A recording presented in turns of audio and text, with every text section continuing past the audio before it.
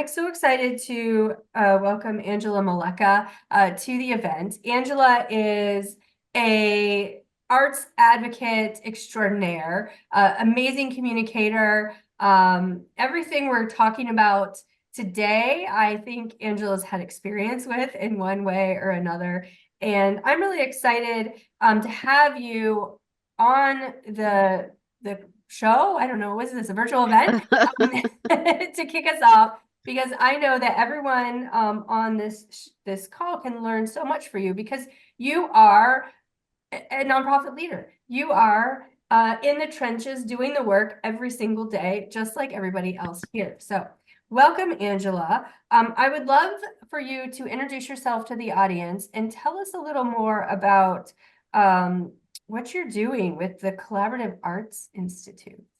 Thank you, Christy. I do that all the time. Christy introduced me to you, Sherry, Yes. and Christy is on this call. So I've got all positive energy and friends surrounding me. That's why my energy level's a 9, I think, because I'm surrounded by like-minded individuals such as yourself.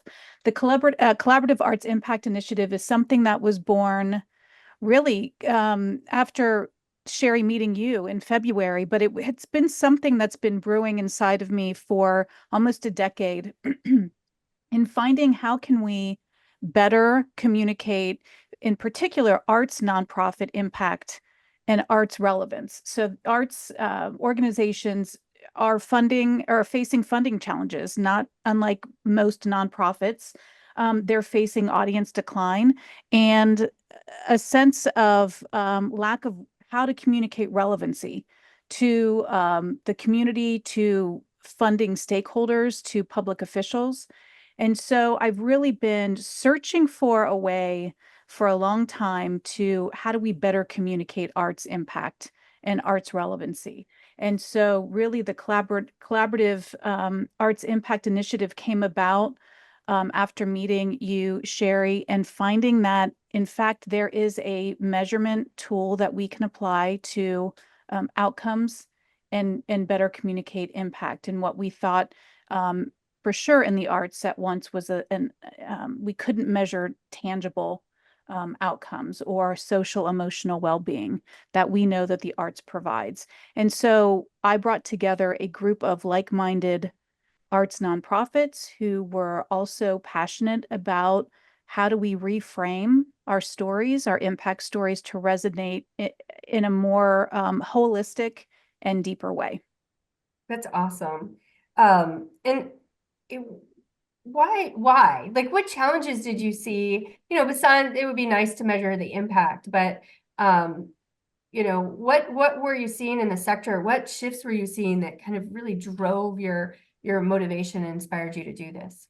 So during the pandemic, I was in charge of a statewide advocacy organization for getting public funding for the arts. And we were not only were we not at the table, but we weren't even in the room as it pertained to getting one-time emergency funding for the arts sector. Most people, when they think of the arts, they think of it as a nice, frivolous, extra entertainment, something social, not an urgent thing that we should be funding to support for survival, when in fact we were the highest unemployed sector. And at times we were double the unemployment rate of restaurant and bar employees. And so my challenge was to shift the conversation from the arts being an object or the arts being something, again, frivolous or entertainment and an afterthought, to the arts are actually individuals. It's a creative workforce.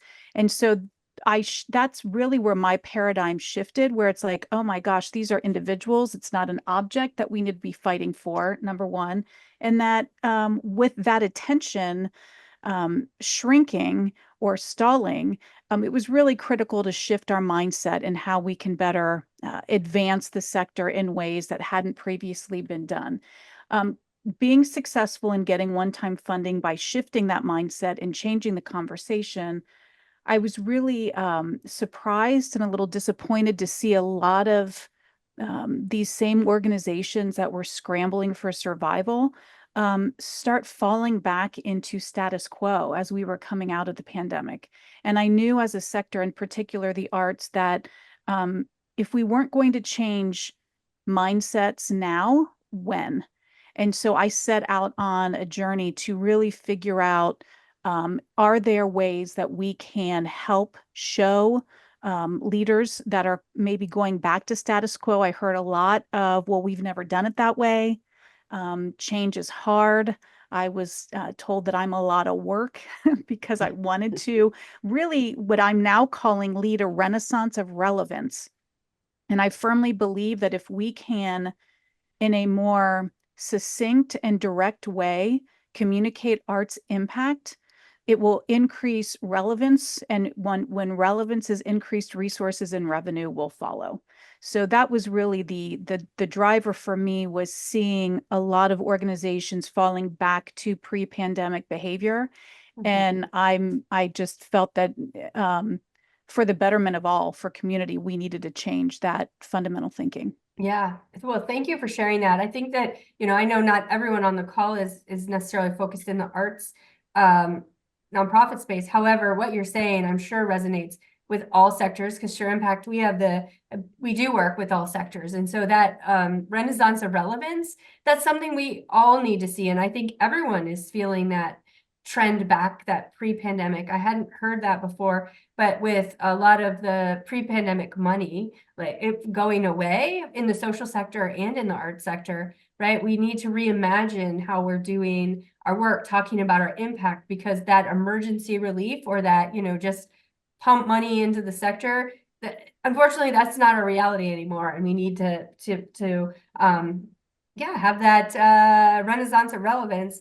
Just in one other quick question. So you have chosen to use Sure Impact to power your movement, which we're extremely grateful for. But why did you make that choice? Simply put, it's the only solution that I have found in almost a decade in searching with a tool with which we can better communicate impact. And in hearing you talk too about that, this is not just a nonprofit arts sector, but it's nonprofit sector wide. Too often, I think we approach things with the scarcity mindset, and there is an abundance of wealth, certainly in our country and in our communities. And I think that if we can just, again, shift a mindset or find a new way or tools to support a new vocabulary for communicating impact, that we will tap into that abundance and we can step away from the scarcity. And so Sure Impact really, in my view, is a blessing that really fell to me, that I did not know existed. I'd been looking and talking and researching for a while on, there has to be a better way, a more comprehensive way of collectively talking about impact rather than a one-off study or a one-off example. And many times in the arts, our surveying or evaluation is looking hindsight. And so our data is looking backward. So we're saying, well, in 2019, we were X, or in 2021, this is where we were. And that really isn't resonating the way that we know the impact that we're having today. And so to have a tool that can measure in real time things that are most important to healthy, strong communities really is revolutionary in my mind. And so I'm so excited to be partnering with you and really having this engine be the foundation of this renaissance, and kind of uncover and reveal things that we just didn't think were measurable in the past.